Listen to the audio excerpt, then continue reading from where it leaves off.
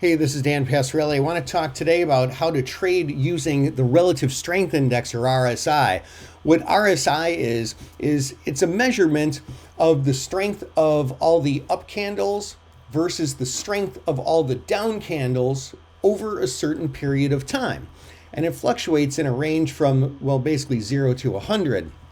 Now, when the strength of the up candles gets very, very strong relative to the strength of the down candles, that can indicate a potentially overbought scenario, and vice versa. When the strength of the down candles overwhelms the strength of the up candles, that can lead to a potentially oversold scenario, both of those pointing to potential reversals.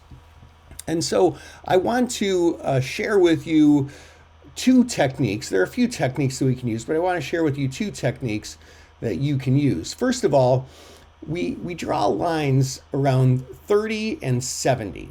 Once we get below 30, it's an oversold scenario, and we would look for it to rebound and move higher. Once it gets above 70, we look at that as an overbought scenario, and we would look for it to rebound lower.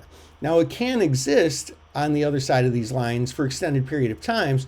For example, right here, we see that this stock, Cloudflare, NET, was had several up days in a row that you can see that on the chart there. And you can see that the RSI existed above 70 for a while here. But then there were a couple of mini pullbacks. And so right here on this day, there's kind of two key things that were going on here.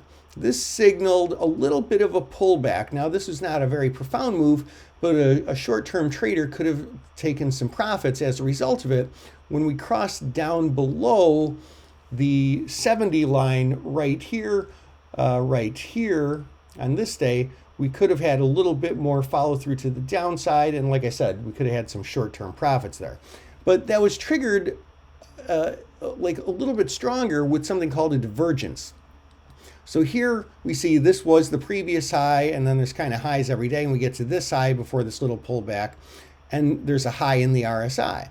But then as we go a few days out, this candle was a high, but here on the, and this candle was a higher high than the previous high, but we see a high on the RSI chart, but it's a lower high than the previous high. This is called a divergence. When on the chart, there's a higher high than the previous one, but on the RSI, there's a lower high than the previous one. In these scenarios, this is a bearish divergence, and we always want to trade in favor of the indicator. So this gives us a little bit of room to take a bearish position, take some short-term profits over time, over the time of maybe a couple of days.